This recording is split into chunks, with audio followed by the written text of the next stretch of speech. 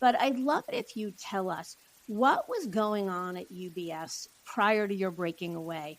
What were some of the pushes or limitations you might have been experiencing? I think it's all intertwined, Mindy. I think a lot of advisors, there's some things that anybody is just going to get frustrated on, and if you ask a lot of yes no questions in life, and I always tell my kids, you got to be comfortable. You don't have to like, but you have to be comfortable. If you ask a yes no question, no could be the answer, right? And you gave the person you're asking the question to the option to say no to something.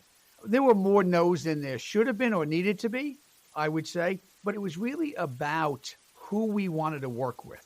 And you see with the wirehouses across the board there, you have to have so many dollars in assets. If you're under a certain minimum, you don't get paid, or we don't want you to bring those clients in, or you got to get bigger clients. And tongue in cheek, I can be a Weisenheimer from time to time. I would say, really, I need bigger clients. How big? 6'5", 6'7"?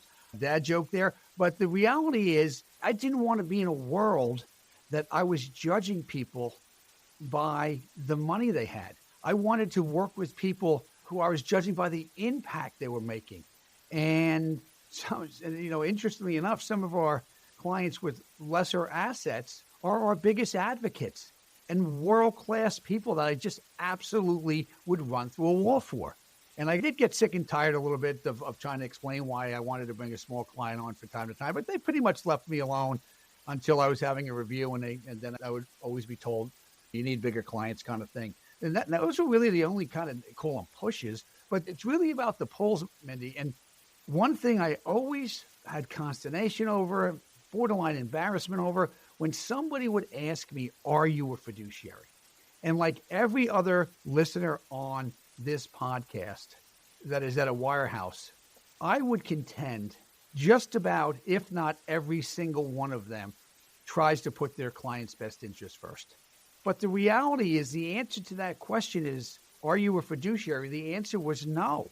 And then, but I always put your best interest first. It was always a tap dance afterwards. The answer is no, you are not a fiduciary. And the reason is simple. The people that run those firms are a fiduciary, but not to the advisors, not to the clients, but to the shareholders. They're public banks. And so there's a conflict inherent, which is why the industry spends so much money to separate the brokerage standard or the suitability standard from the fiduciary standard. That was